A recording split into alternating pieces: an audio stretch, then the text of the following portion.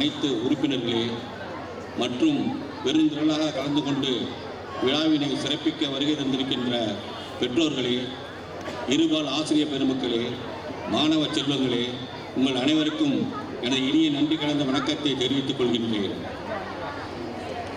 மாற்றம் என்பது மானிட தத்துவம், மாறும் உலகின் மகத்துவம் அறிந்தேன் என்ற கண்ணதாசனின் வரிகளுக்கு இணங்க கல்வியில் புதுமைகளை கண்டறிந்து உலகை வெல்ல மாணவர்கள் அனைவரும் முற்பட வேண்டும்.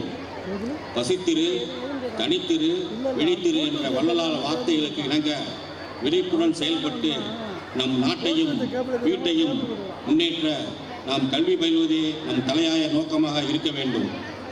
முடங்கி கிடந்தால் சிலந்தியும் நம்மை சிறைபிடிக்கும், மாறாக எழுந்து நின்றால் எரிமலையும் வழி கொடுக்கும் என்ற வரிகளுக்கு இணங்க கல்வி மற்றும் விளையாட்டில் தனித்திறன்மிக்க மாணவர்களை அடையாளம் கண்டு அவர்களை ஊக்குவித்து மேலும் வளர வழிகாட்டுவதே எமது பள்ளியின் தலையாய நோக்கமாக நாங்கள் பார்க்கின்றோம். இன்றைய நவீன உலகத்தில் நமது குழந்தைகளின் எதிர்காலம் பற்றிய புரிதல்கள் பற்றி தொழில்நுட்ப சாதனங்கள் எந்த அளவிற்கு நமது குழந்தைகளுக்கு வழிகாட்டிகளாக அமைகின்றன என்பதை பெற்றோர்களாகிய நாம் அறிவது அவசியம். குழந்தைகளுக்கு பாடம் கற்பிக்கும் ஆசிரியர் மட்டுமல்ல, பெற்றோர்களுக்கும் மிகுந்த பொறுப்பு உண்டு. பெற்றோர்கள் தான் முதல் ஆசிரியர்கள். ஊக்குவிக்க ஆள் இருந்தால் ஊக்குவிற்பவனும் தேக்கு விற்பான் என்ற கவிஞர் வாலி ஊக்கப்படுத்துவார்.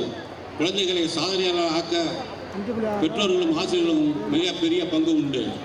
ஒரு மாணவன் நன்கு படித்து அதிக மதிப்பெண் பெற்று ஒரு துறையில் உயர்ந்த அதிகாரியாக இருப்பார் என்றால் அதனால் அவன் பெற்றோருக்கு பெருமை, பாடம் கற்பித்த ஆசிரியருக்கு பெருமை, பயின்ற பள்ளிக்கு பெருமை.